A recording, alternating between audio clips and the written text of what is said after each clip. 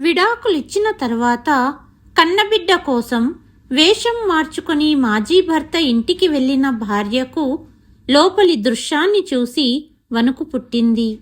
అసలేం జరిగింది? అందరికీ నమస్కారం.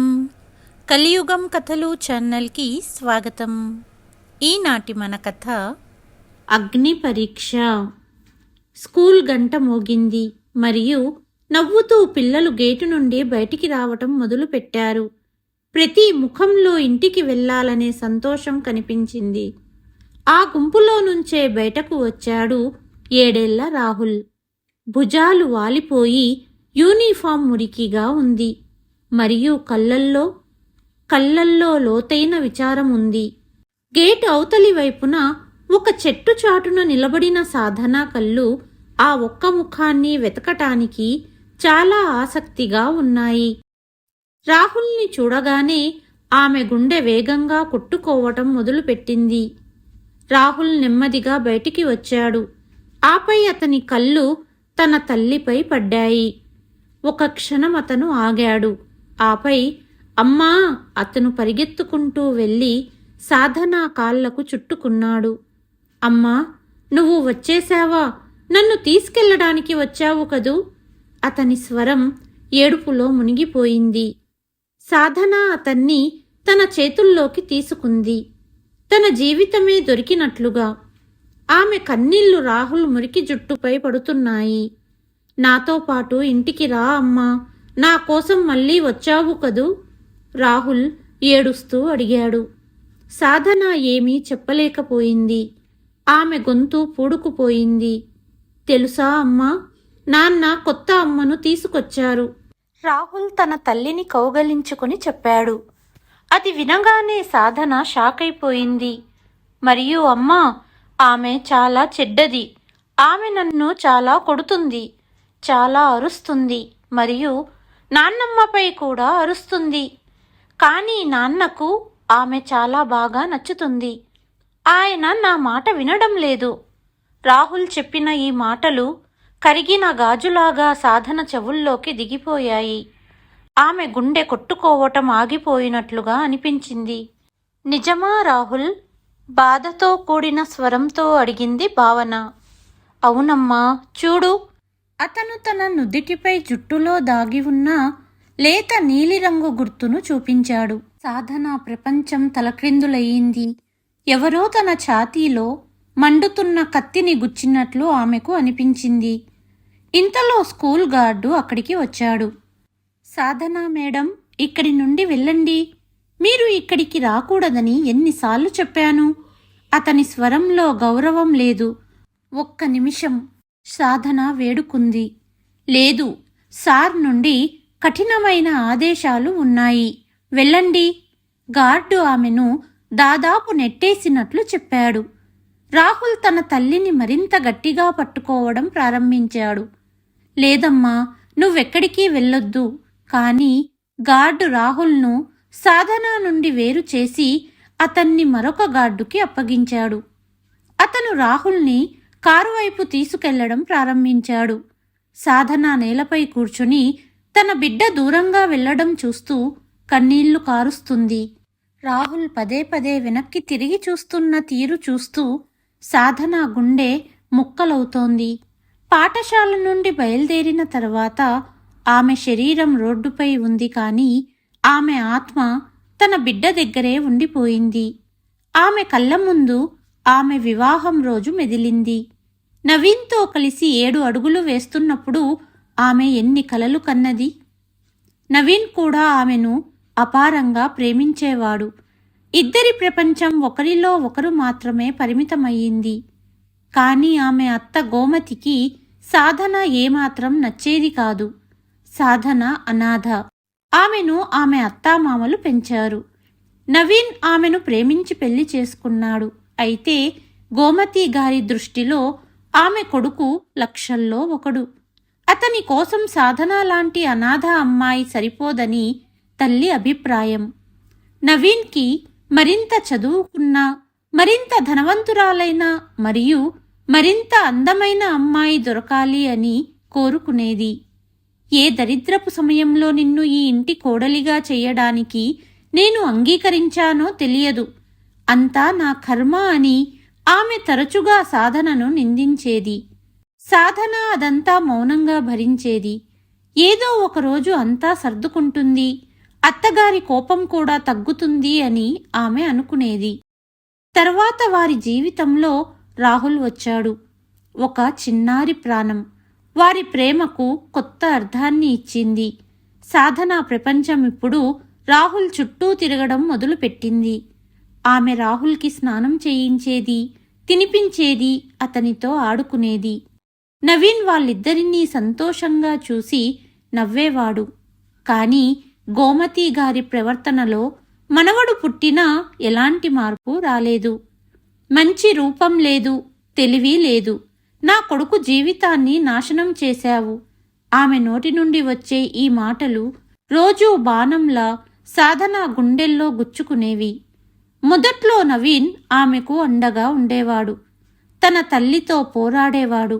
కాని క్రమంగా అతను కూడా మారడం మొదలుపెట్టాడు. అతను ఇప్పుడు అర్ధరాత్రి ఆలస్యంగా ఇంటికి వచ్చేవాడు. ఆమెతో మాట్లాడడం తగ్గించాడు. అతను గంటల తరబడి ఎవరితోనో రహస్యంగా ఫోన్లో మాట్లాడేవాడు. సాధన అడిగితే అతను ఉద్యోగం సాకు చెప్పేవాడు.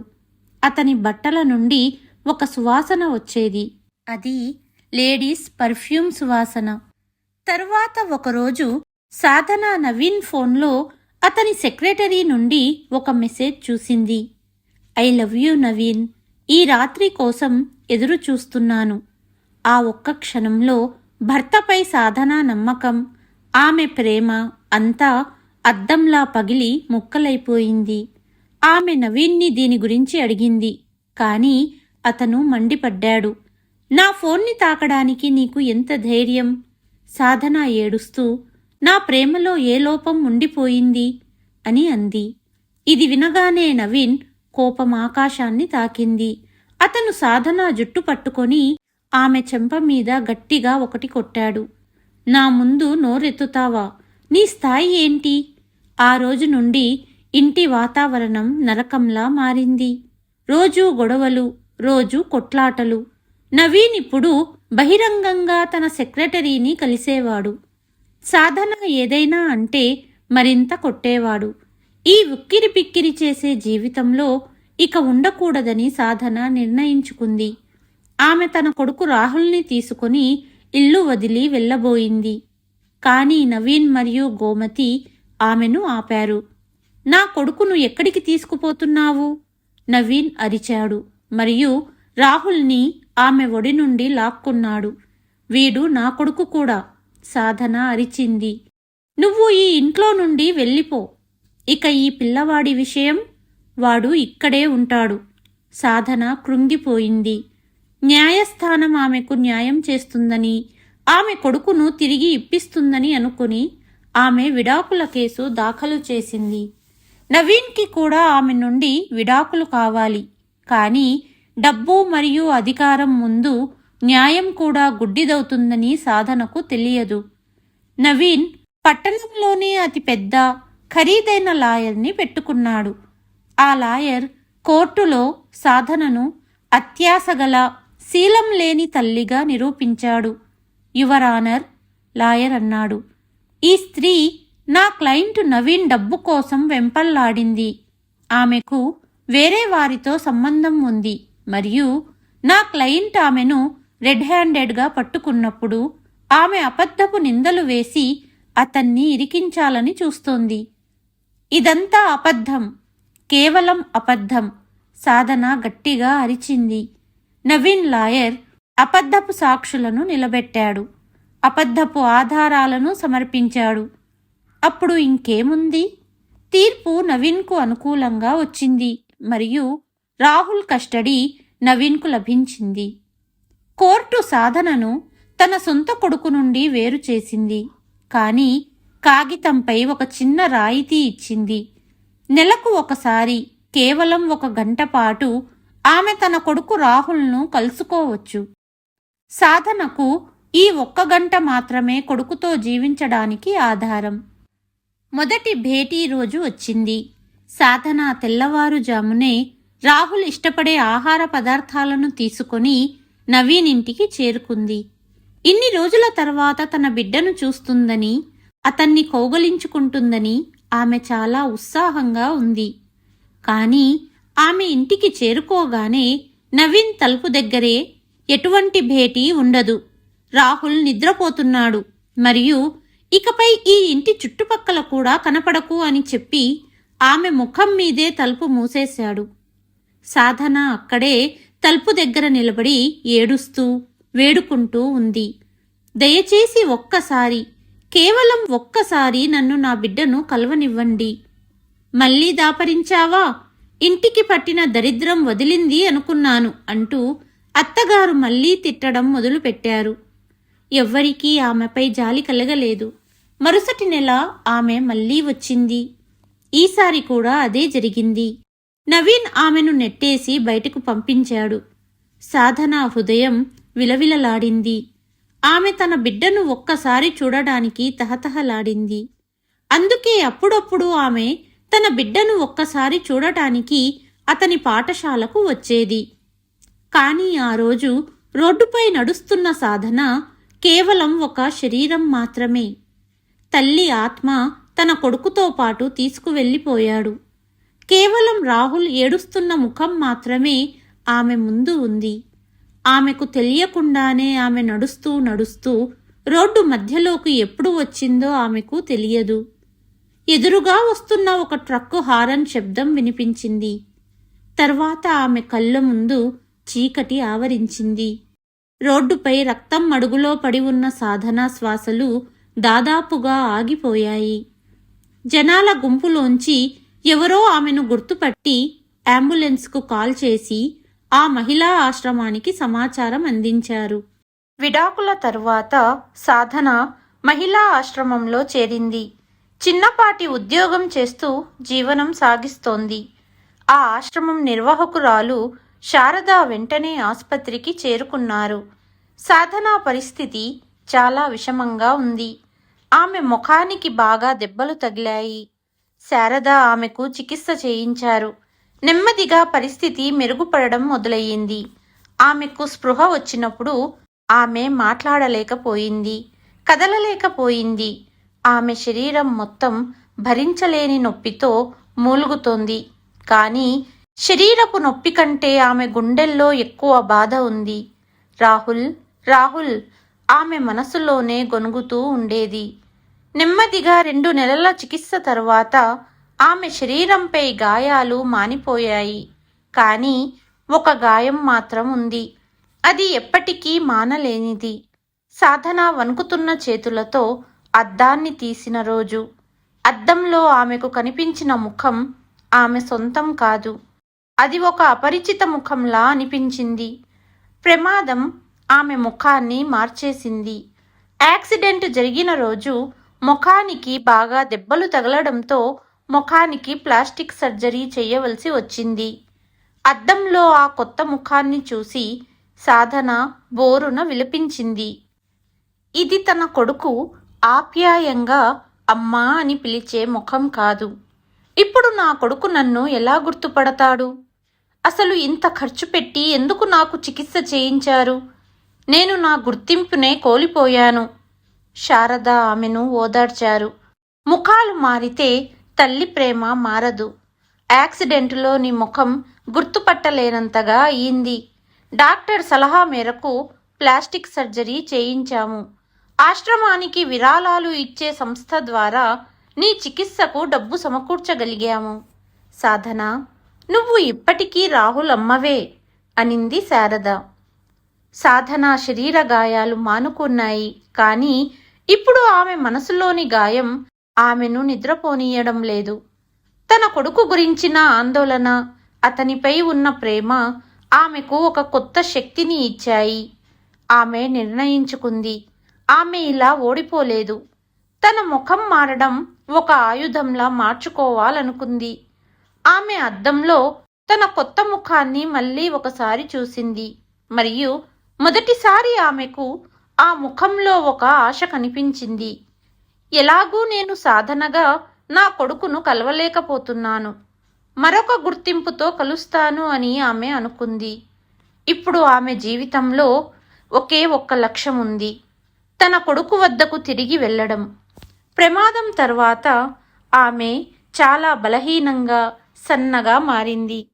ఆశ్రమంలో పనిచేసే బీహార్ మహిళలతో కలిసి ఉండడం వల్ల ఆమె వారి యాస మరియు వారి భాష నేర్చుకుంది.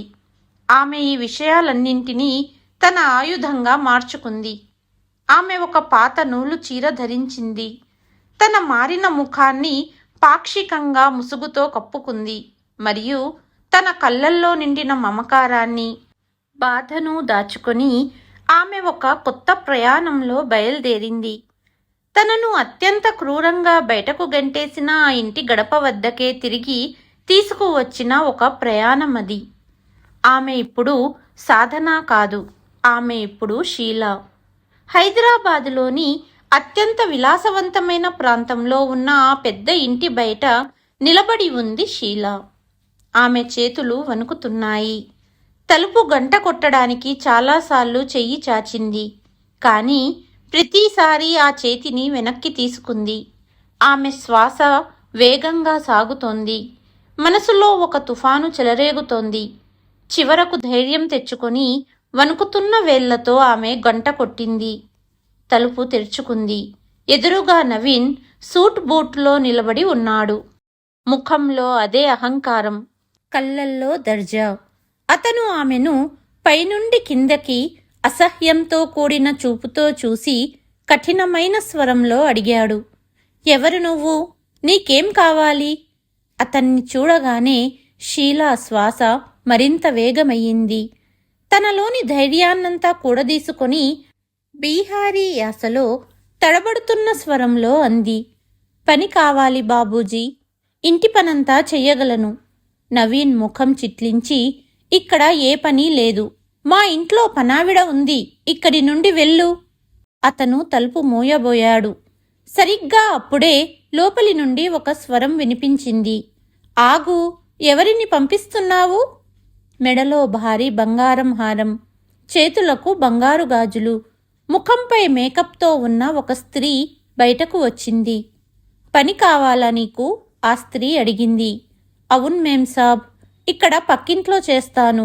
వాళ్లే చెప్పారు మీకు పని మనిషి అవసరం ఉందని, అనింది షీలా. నవీన్, పాత పనావిడను తీసేశాను, నాకు ఎలాగో పనావిడ కావాలి అంటూ, సరేరా లోపలికి, నీ పేరేంటి? షీలా నా పేరు, బీహార్ నుండి వచ్చాను, ఆమె మెల్లిగా చెప్పింది. షీలా ఆ ఇంట్లో అడుగు పెట్టగానే ఆమె శరీరం మొత్తం వణికిపోయింది. ఆమె చూపులు ఏదో వెతుకుతున్నట్లుగా అటూ ఇటూ తిరుగుతున్నాయి. అప్పుడే మెట్ల మీద నుంచి చిన్న రాహుల్ కిందకి దిగి వచ్చాడు. వాడిని చూడగానే ఆమె కళ్ళల్లో నీళ్లు నిండిపోయాయి. ఆమె తన బిడ్డనే రెప్పవాల్చకుండా చూస్తూ ఉంది. ఆమె చేతులు వాటంతటా అవే వాడిని తాకడానికి, కౌగలించుకోవడానికి ముందుకు సాగాయి. కాని అప్పుడే ఆమె తనను తాను ఆపుకుంది. ఆ బిడ్డ ఆమె వైపు చూసి అమాయకంగా నవ్వాడు. మీరు ఎవరు? షీలా ధైర్యం తెచ్చుకొని వణుకుతున్న స్వరంతో అంది. నేను పని చేయడానికి వచ్చాను నాన్నా. ఓ! రాహుల్ మళ్ళీ పరిగెత్తుకుంటూ లోపలికి వెళ్ళిపోయాడు. దివ్య ఆమెకు పని చెప్పడం ప్రారంభించింది. షీలా పనిలో నిమగ్నమయ్యింది. షీలా రూపంలో ఉన్న సాధన తను ఒకప్పుడు యజమానురాలిగా ఉన్న ఇంట్లోనే ఇప్పుడు పనిచేస్తోంది. ఆమె చేతులు యంత్రంలా పనిచేస్తున్నాయి, కానీ ఆమె మనసు ప్రతి క్షణం తన కొడుకు రాహుల్ చుట్టూ తిరుగుతూనే ఉంది. సాయంత్రం ఆమె అందరి బట్టలు ఉతకడానికి తీస్తున్నప్పుడు ఒక చిన్న చొక్కాను తీసింది. ఆ చొక్కా రాహుల్కి ఇష్టమైంది. ఆ చొక్కా రాహుల్ పుట్టినరోజుకి తను కొనిచ్చినట్లు సాధనకు గుర్తొచ్చింది. అక్కడ ఎవ్వరూ చూడలేని మూసి ఉన్న బాత్రూంలో ఆమె ఆ చొక్కాను తన గుండెకు హత్తుకొని తన కొడుకునే కౌగలించుకున్నట్లుగా ఏడవసాగింది.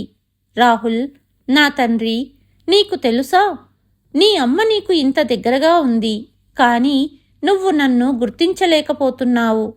నేను నిన్ను తాకలేకపోతున్నాను కూడా. కేవలం దూరం నుండి చూస్తూనే ఉంటున్నాను. గుడి బయట నుండి దేవుడిని చూసే బిచ్చగత్తెలాగా.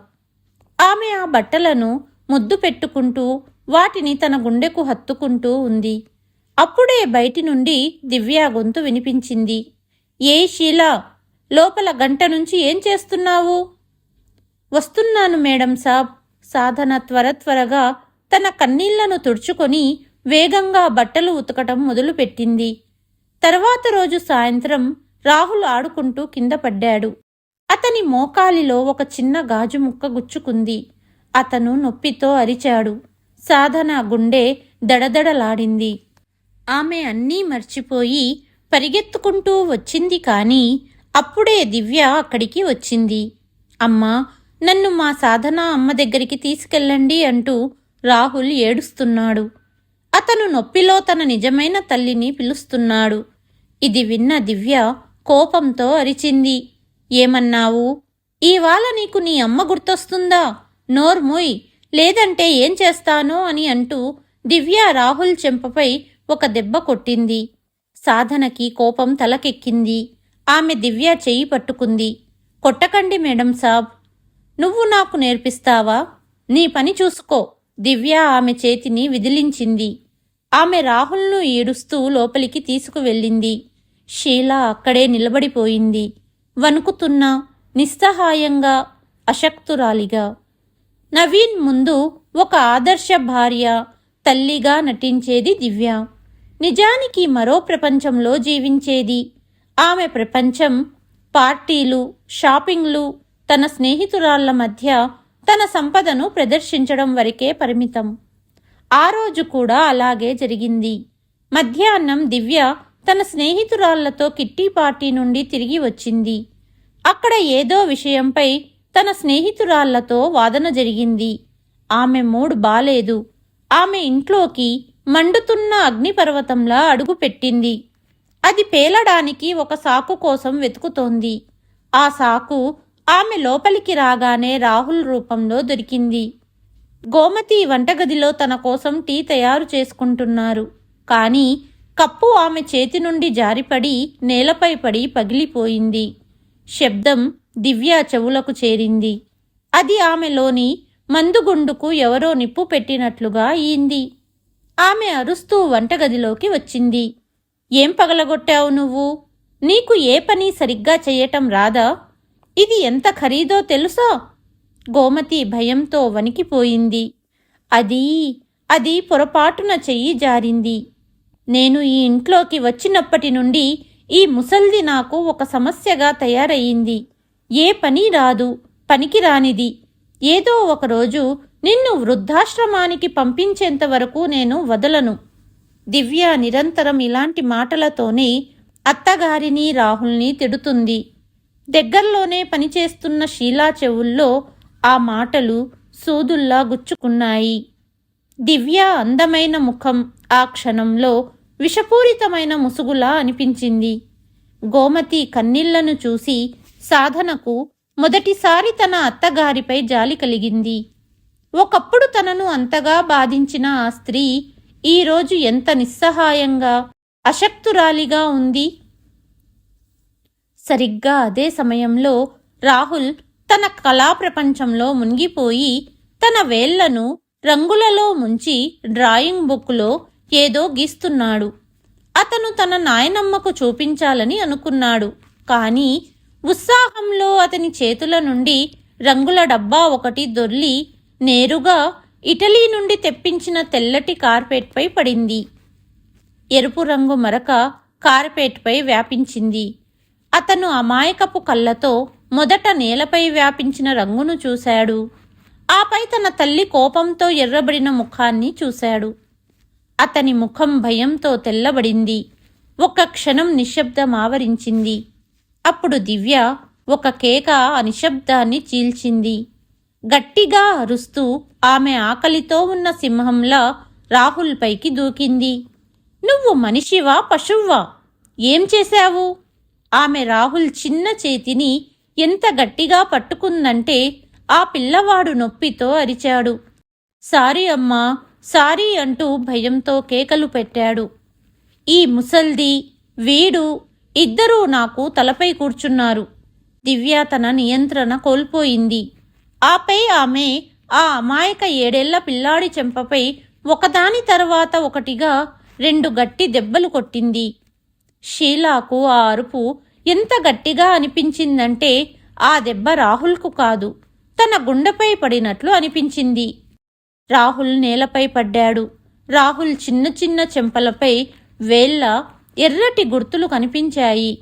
అతను ఏడవలేదు. అతను షాక్లో తన సవతి తల్లిని చూస్తూ ఉండిపోయాడు. అతని కళ్ళల్లో భయం, ఆశ్చర్యం ఉన్నాయి. ఆపై నొప్పి యొక్క అనుభూతి కలిగినప్పుడు అతను వెక్కి వెక్కి ఏడవడం ప్రారంభించాడు. ఇక సాధన భరించలేకపోయింది. ఆమెలోని తల్లి ఇక మౌనంగా ఉండలేకపోయింది. ఆమె పరిగెత్తుకుంటూ ముందుకు వచ్చి రాహుల్ను లాగి తన ఛాతీకి హత్తుకుంది.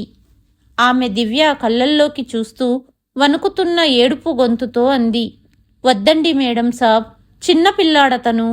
రాహుల్ గాయపడిన పక్షిలా ఆమె ఛాతీకి అతుక్కుపోయాడు. అతను తన చిన్న వేళ్లతో షీలా చీర కొంగును గట్టిగా పట్టుకొని బోరున ఏడవడం ప్రారంభించాడు. అతను ఆమె కొంగులో ముఖం దాచుకొని వెక్కి వెక్కి ఏడుస్తున్నాడు. మధ్యలో రావడానికి నీకు ఎంత ధైర్యం? ఆమె రాహుల్ను కోపంగా చూసి గంభీరమైన స్వరంతో తన గదిలోకి వెళ్ళమని ఆదేశించింది. గోమతి కూడా ఇదంతా చూస్తున్నారు. ఆమె వృద్ధ కళ్ళల్లో ఈరోజు కన్నీళ్లు, పశ్చాత్తాపం రెండూ ఉన్నాయి. ఆమెకు సాధన గుర్తొచ్చింది. కొద్దిసేపటి తర్వాత నవీన్ ఆఫీస్ నుండి వచ్చాడు. దివ్య రూపం పూర్తిగా మారిపోయింది. ఆమె నవ్వడం ప్రారంభించింది. మధురమైన స్వరంతో మాట్లాడడం ప్రారంభించింది. వచ్చేశారా మీరు? అలసిపోయి ఉంటారు కదా, రండి, నేను మీకు భోజనం పెడతాను. దివ్య నవీన్ బ్యాగ్ తీసుకుంటూ అంది. నవీన్ నవ్వాడు. నువ్వు నా గురించి ఎంత ఆలోచిస్తావు దివ్య? సాధన ఇదంతా చూస్తోంది. ఈ నాటకం, ఈ వేషం, దివ్య మారిన రూపాన్ని చూసి ఆమె ఆశ్చర్యపోతోంది. భోజనం చేస్తున్నప్పుడు నవీన్ అడిగాడు, రాహుల్ ఎక్కడా? తన గదిలో ఉన్నాడు, హోంవర్క్ చేస్తున్నాడు అని సమాధానం చెప్పింది దివ్య. సాధన పిడికిళ్ళు బిగించబడ్డాయి. అబద్ధం, అంతా అబద్ధం. రాహుల్ ఏడుపు ఆమెకు ఇంకా వినిపిస్తున్నాయి. తన బిడ్డ ఆకలితో ఉన్నాడని, ఏడుస్తున్నాడని, ఒంటరిగా ఉన్నాడని ఆమెకు తెలుసు. ఆ రాత్రి అందరూ నిద్రపోయిన తర్వాత షీలా రహస్యంగా వంటగదిలోకి వెళ్ళింది. ఆమె ప్రేమగా రాహుల్ కోసం ఆహారాన్ని వేడి చేసి రహస్యంగా రాహుల్ గదిలోకి తీసుకువెళ్ళింది. రాహుల్ తన పుస్తకాల మధ్య నిద్రపోయాడు. అతని చెంపలపై దెబ్బల గుర్తులు ఇంకా ఉన్నాయి. సాధన అతన్ని మెల్లగా లేపింది. లేనాన్నా, లేచి అన్నం తిను. రాహుల్ నిద్రలో కళ్ళు తెరిచాడు. షీలా ఆంటీ? అవును నాన్నా, నేను నీకోసం ఆహారం తెచ్చాను, తిను. రాహుల్ కళ్ళలో సంతోషం మెరిసింది. అతనికి ఆకలిగా ఉంది. షీలా ప్రేమగా అతనికి తినిపించింది. థ్యాంక్యూ షీలా ఆంటీ, మీరు చాలా మంచివారు అని రాహుల్ అన్నాడు. ఆ రాత్రి సాధన లోపల ఒక తుఫాను అల్లకల్లోలం సృష్టిస్తోంది. ఈరోజు ఆమె తన కొడుకును తన కళ్ళ ముందు కొట్టడం మరవలేకుండా ఉంది. ఓ దేవుడా, ఆ స్త్రీ నా బిడ్డను ఈ విధంగా కొడుతోంది. జంతువులతో ప్రవర్తించినట్లు ప్రవర్తిస్తోంది. నేను ఏమీ చెయ్యలేకపోతున్నాను. లేదు, ఇకపై ఇలా జరగదు ఆమె నిర్ణయించుకుంది. ఇప్పుడు ఈ అబద్ధాల కోరు ముసుగును తొలగించే సమయం వచ్చింది. తన కొడుకును ఈ నరకం నుండి విముక్తి చేసి సమయం వచ్చింది. ఆమె కళ్ళల్లో కన్నీళ్లు లేవు.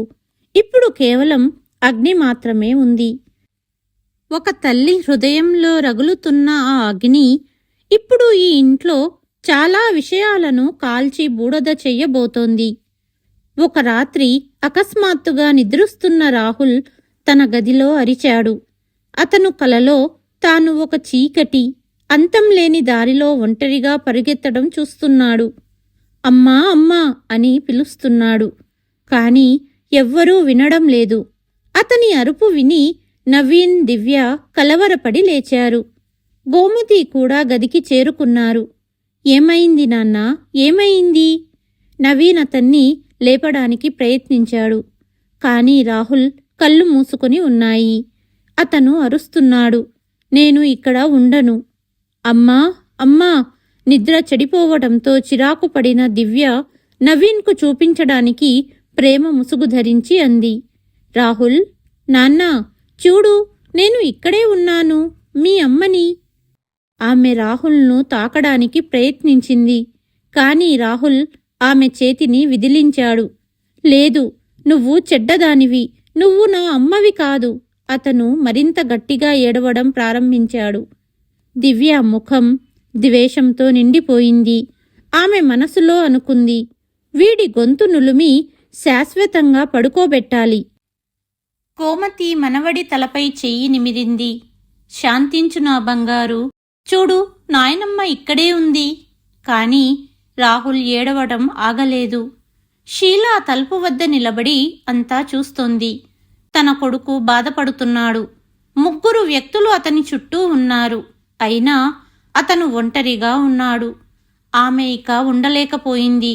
ఆమె నెమ్మదిగా లోపలికి వచ్చి రాహుల్ మంచం దగ్గరకి వెళ్ళింది.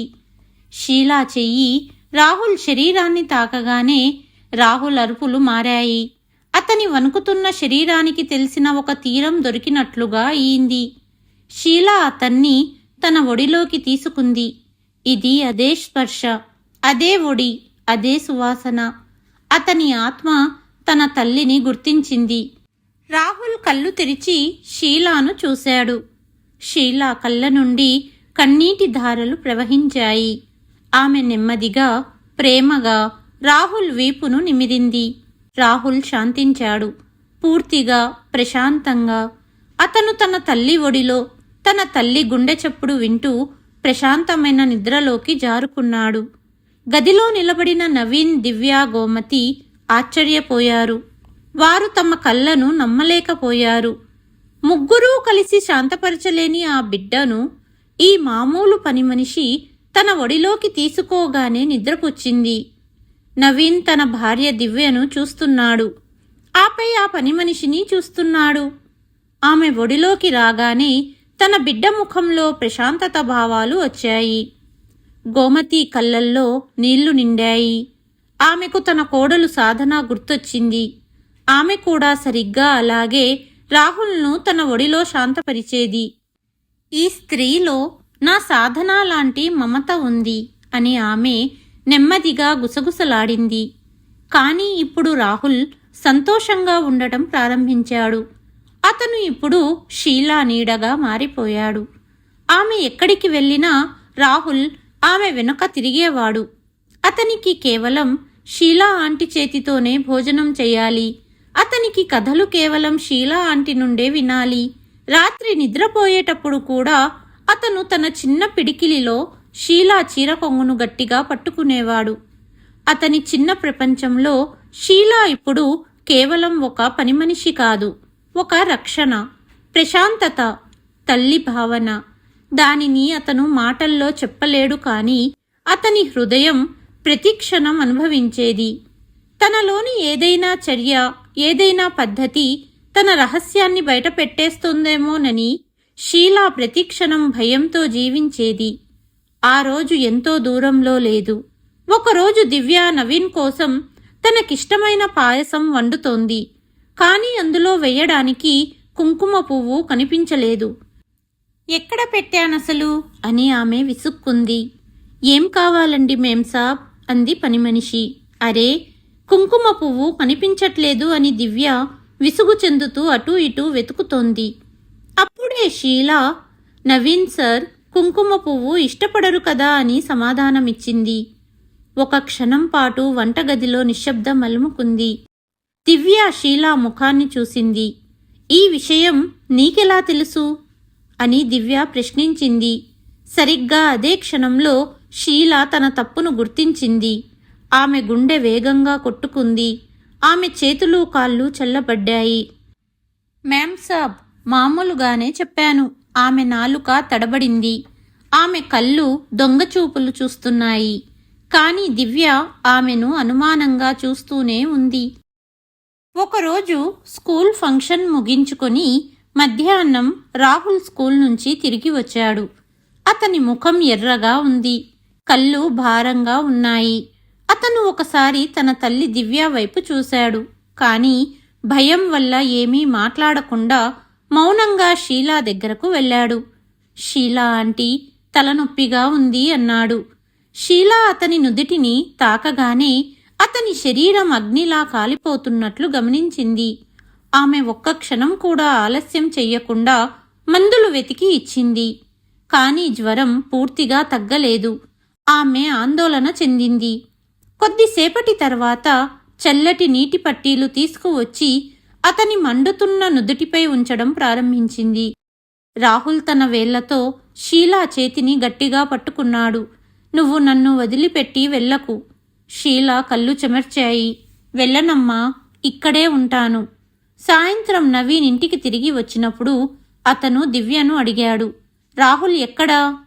ఇక్కడే ఎక్కడో ఆడుకుంటున్నాడు, దివ్య కళ్ళు ఎత్తకుండా చెప్పింది. నవీన్ పక్క గదిలోకి తొంగి చూశాడు. అక్కడ అతను చూసిన దృశ్యం అతనిని కోపంతో మండించింది. రాహుల్ సోఫాలో పడుకొని ఉన్నాడు. జ్వరంతో అల్లాడిపోతున్నాడు.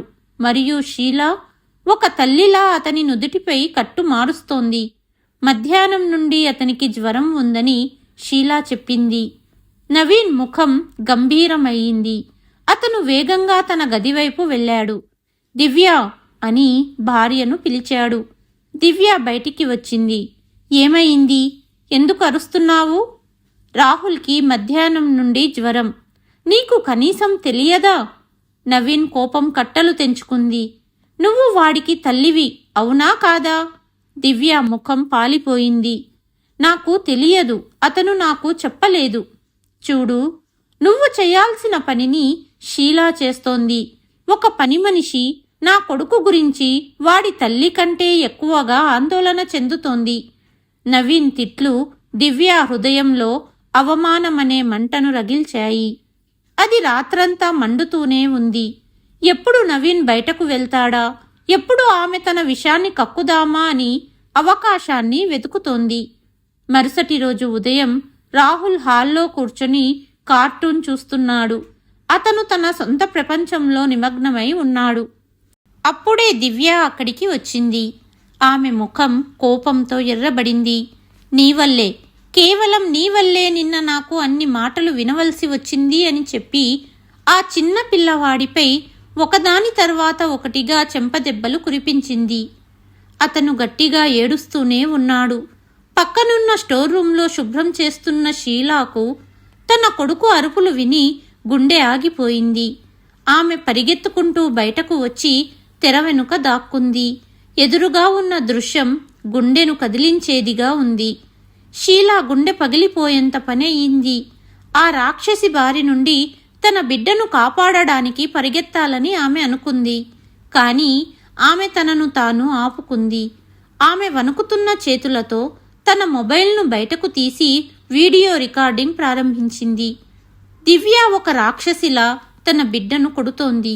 ప్రతి చెంపదెబ్బ, ప్రతి అరుపు, ప్రతి ఏడుపు ఆమె తన గుండెపై రాయి పెట్టుకొని రికార్డు చేస్తోంది. ఒక తల్లికి అది అతి పెద్ద అగ్ని పరీక్ష. అమ్మా, నానమ్మ అని అతను అరిచాడు. అప్పుడే గోమతి బయటికి వచ్చారు. తన మనవడిని ఈ స్థితిలో చూసి ఆమె ఆత్మ వణికిపోయింది. రాక్షసి, నా బిడ్డను వదిలిపెట్టు అని అరుస్తూ ఆమె ముందుకు వచ్చి రాహుల్ను రక్షించడానికి ప్రయత్నించింది. కానీ దివ్య కోపం ఆకాశాన్నంటింది. ఆమె గోమతిని బలంగా నెట్టింది. ముసలిదానివి, మధ్యలో రాకు, లేకపోతే నిన్ను కూడా వదిలిపెట్టను. ఇప్పుడు నీ కొడుకు నాకు బానిస. ఈ ఆస్తి మొత్తం నా పేరున రాయించుకొని అతన్ని కూడా వదిలేస్తాను. నిన్ను తీసుకెళ్లి వృద్ధాశ్రమంలో పడేస్తాను. నీ మాటలు నీ కొడుకు ఎలాగూ వినడు అని బెదిరించి గోమతిని గట్టిగా నెట్టింది. గోమతి గోడకు తగిలింది. ఇది చూసి షీలా చేతులు వణికాయి. కానీ ఆమె రికార్డింగ్ ఆపలేదు. దివ్య మళ్ళీ రాహుల్ వైపు తిరిగింది. నీకు ఎంత ధైర్యం? నీ నానమ్మను పిలవడానికి? ఆ అమాయకుడి జుట్టు పట్టుకొని లాగడం మొదలుపెట్టింది. ఇప్పుడు షీలా సహనం కట్టలు తెంచుకుంది. సాక్ష్యం పోతే పోని, లోకం పోతే పోని, ఈ క్షణంలో ఆమె కేవలం ఒక తల్లి. ఆమె తెర వెనుక నుండి బయటకు వచ్చి దివ్యపై దూకింది. రాహుల్ను మరో చెంపదెబ్బ కొట్టడానికి పైకి లేపిన దివ్య చేతిని ఆమె గాలిలోనే పట్టుకుంది. ఇకపై అతన్ని ముట్టుకోవద్దు. షీలా స్వరం ఎంత భయంకరంగా ఉందంటే దివ్య కూడా ఒక క్షణం వణికిపోయింది. నువ్వు? నీకు ఎంత ధైర్యం? దివ్య బుసకొట్టింది. షీలా ఒక్క క్షణంలో రాహుల్ను దివ్య పట్టు నుండి విడిపించి తన గుండెలకి హత్తుకుంది. అతన్ని చంపేస్తావా ఏంటి? నువ్వు ఒక జంతువువి. ఆమె కళ్ళల్లో ఉన్న ఆ జ్వాల, ఆ అగ్ని చూసి దివ్య కూడా 2 అడుగులు వెనక్కి వేసింది. నా ఇంటి నుండి వెళ్ళిపో, దివ్య అరిచింది. నా కాంట్రాక్టు ముగియలేదు అని షీలా దృఢంగా చెప్పి ఏడుస్తున్న పిల్లాడిని తీసుకొని గదిలోకి వెళ్ళిపోయింది. దివ్య అక్కడే నిలబడి ఉంది, కోపం మరియు అవమానంతో వణికిపోతూ. ఈరోజు ఈ పనిమనిషి తనకు బహిరంగ సవాలు విసిరింది. సాయంత్రం నవీన్ ఇంటికి తిరిగి రాగానే దివ్య వెంటనే తన నాటకాన్ని ప్రారంభించింది.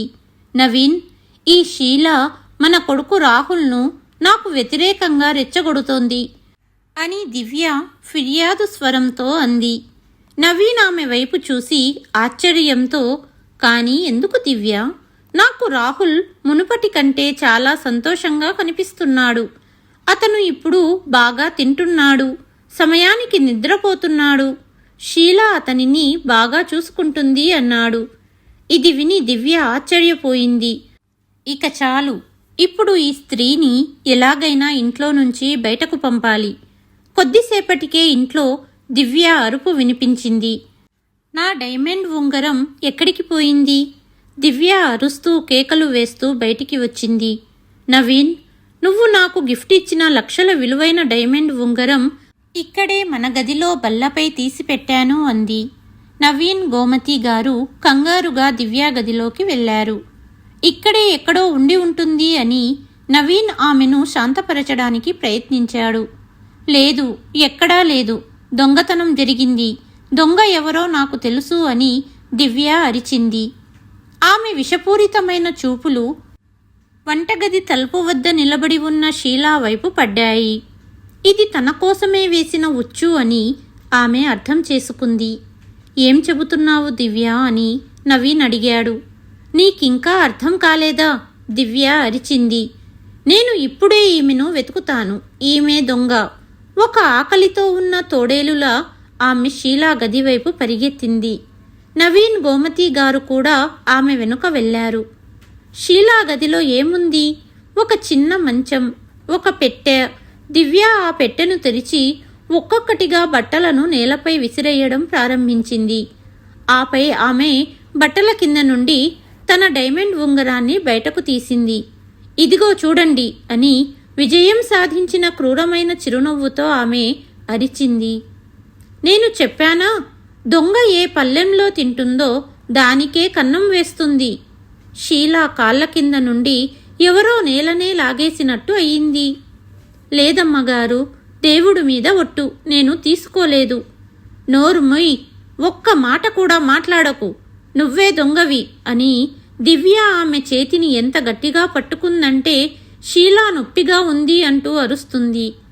నవీన్, ఇప్పుడే పోలీసులకు ఫోన్ చెయ్యండి, నేను ఈ దొంగని పోలీసులకు అప్పగిస్తాను. అప్పుడే ఒక అమాయకపు గొంతు వినిపించింది.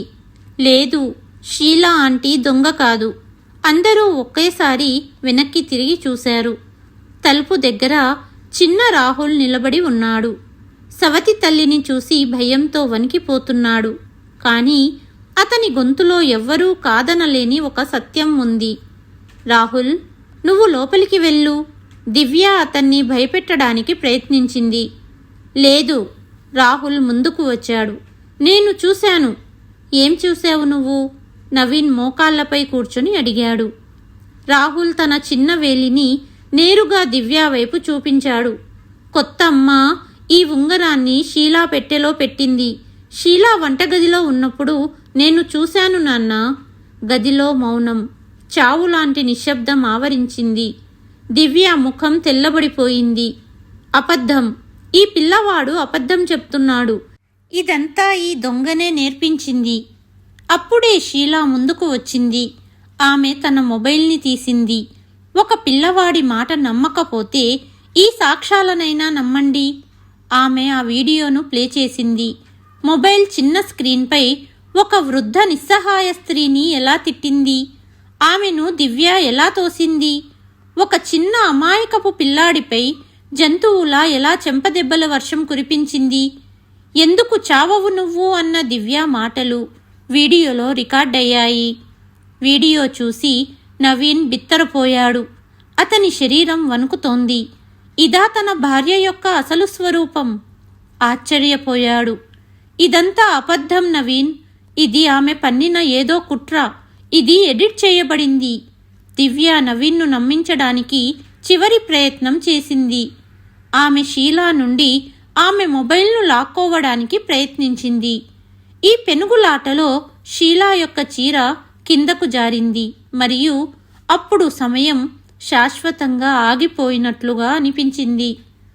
అందరి చూపులు షీలా మెడభాగంపై నిలిచాయి. ముఖం మారిపోయింది, కానీ ఆమె మెడపై ఆ చంద్రుని గుర్తు అదే. గోమతి గారి కళ్ళ ముందు తన కోడలి ముఖం మెదిలింది. ఆమె వణుకుతున్న అడుగులతో ముందుకు కదిలింది. ఈ గుర్తు నువ్వు నా సాధనవే కదా? నవీన్ కాళ్ళ కింద భూమి కదిలిపోయింది. అతను నమ్మలేక ఆ ముఖాన్ని చూస్తున్నాడు. సాధనా? ఈ పదం అతని పెదవుల నుండి ఒక కేకగా బయటకు వచ్చింది. అవును, సాధన అంది. ఆమె గొంతులో ఏళ్ల తరబడి అణచివేయబడిన బాధ బయటకు వచ్చింది. నేనే ఆ దురదృష్టవంతురాలిని. మీరు మీ స్వంత ఇంట్లో నుండి ఎవరినైతే బయటికి పంపించారో ఆ సాధనను నేనే.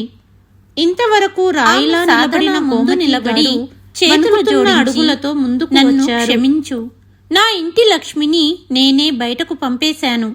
నా మనవడికి వాడి అమ్మను దూరం చేశాను. నాకంటే పెద్ద పాపి ఈ ప్రపంచంలో ఇంకెవరూ లేరు. లేదత్తయ్యా, అలా అనకండి. ఏళ్ల తర్వాత ఆమె నోటి నుండి అత్తయ్య అనే పదం వచ్చింది. మరియు ఆ ఇద్దరు స్త్రీలు ఒకరినొకరు కౌగలించుకుని బోరున ఏడ్చారు.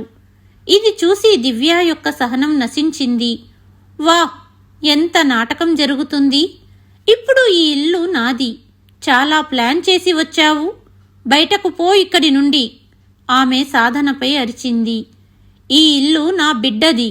నేను నా బిడ్డను విడిచి ఎక్కడికి వెళ్ళను. రాహుల్ పరిగెత్తుకు వచ్చి తన తల్లి కాళ్లకు చుట్టుకున్నాడు. అమ్మా, నువ్వు తిరిగి వచ్చావు. నువ్వే నా అమ్మవి అని నాకు తెలుసు. సాధన తన కొడుకును పైకెత్తి గట్టిగా కౌగలించుకుంది. ఆమె కళ్ళల్లో ఇప్పుడు కన్నీళ్లు లేవు, మండుతున్న నిప్పు కణాలు ఉన్నాయి. ఆమె దివ్య కళ్ళల్లోకి సూటిగా చూస్తూ అంది, చట్టం నా బిడ్డ కస్టడీ నాకు ఇవ్వకపోయినా ఈరోజు ప్రపంచంలో ఏ శక్తి, ఏ చట్టము, ఏ కుట్ర నన్ను నా బిడ్డ నుండి వేరు చెయ్యలేదు. ఒకసారి నా బిడ్డకు దూరంగా ఉండి తప్పు చేశాను. చట్టంపై నమ్మకంతో, మానవత్వంపై నమ్మకంతో అలా చెయ్యవలసి వచ్చింది. కానీ ఇక లేదు. ఇప్పుడు నా బిడ్డను నా నుండి వేరు చేయడానికి ప్రయత్నించినా మీ ఆత్మ కూడా వణికిపోయేలా చేస్తాను. ఎవరికి ఏది తోస్తే అది చేసుకోండి. నవీన్పై ఇప్పుడు దివ్య తమ బలమైన ఆయుధాన్ని ఉపయోగించింది. నేను చివరిసారి అడుగుతున్నాను, ఈ స్త్రీ ఈ ఇంట్లో ఉంటుందా లేదా నేనా? నిర్ణయం నీ చేతిలో ఉంది. అందరి దృష్టి నవీన్పై పడింది. నవీన్ తననే ఎన్నుకుంటాడని దివ్యకు పూర్తి నమ్మకం ఉంది. నవీన్ దివ్య వైపు చూశాడు. అతని కళ్ళల్లో కన్నీళ్లు ఉన్నాయి. నేను ఒకసారి నా బిడ్డ నుండి తన తల్లిని దూరం చేసి నా జీవితంలో అతి పెద్ద పాపం చేశాను. ఒక అమాయక బిడ్డ నుండి తన తల్లిని, తన ప్రపంచాన్ని, తన ప్రశాంతతను లాగేసుకున్నాను. నా చేతులతోనే నా ఇంటి ఆనందాన్ని బయటికి పంపించేశాను. ఇది నా జీవితంలో అతి పెద్ద, అత్యంత నీచమైన తప్పు. నేను ఈ పాపాన్ని మళ్ళీ చెయ్యలేను. నా కొడుకు నుండి అతని తల్లిని నేను మళ్ళీ లాగేసుకోలేను. దివ్య కాళ్ళు వణికాయి. అప్పుడు నవీన్ అన్నాడు, తలుపు తెరిచే ఉంది దివ్య. పోలీసులను పిలవకముందే బయలుదేరు.